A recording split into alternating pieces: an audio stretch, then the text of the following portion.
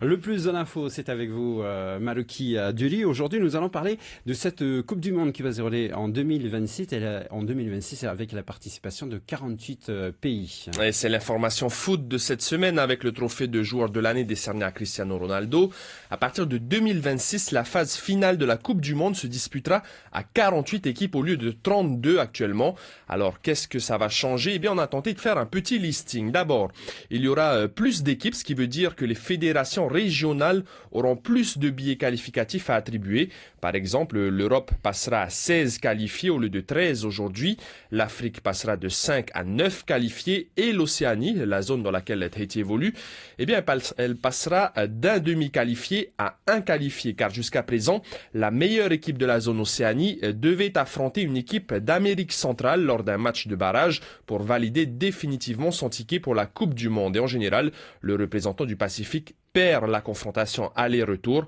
Par exemple, en 2014, il n'y avait aucun représentant de l'Océanie au Brésil car la Nouvelle-Zélande avait été battue par le Mexique. En 2026, ce genre de scénario disparaîtra car le premier de la zone Océanie se qualifiera directement. Donc Tahiti devra terminer premier devant la Nouvelle-Zélande par exemple pour espérer disputer la Coupe du Monde, l'Australie faisant partie de la zone Asie.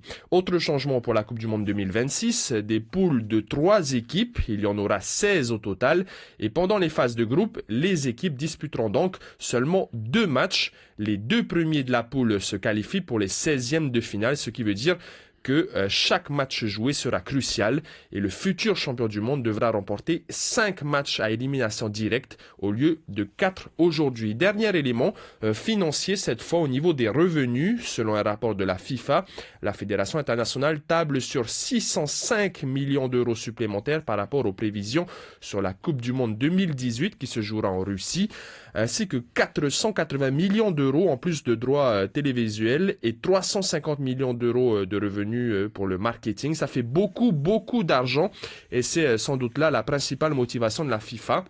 Même si la fédération met davantage en avant la participation de petites équipes. Pour rappel, l'année dernière, le format de la Coupe d'Europe des Nations, l'Euro, était passé de 16 à 24 pays, ce qui avait permis à de petites équipes comme l'Islande de se qualifier. On se rappelle que l'Islande avait même atteint les quarts de finale de la compétition.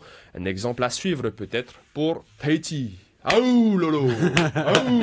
Merci beaucoup, Maruki Duri. On se retrouve à 7h30 avec notre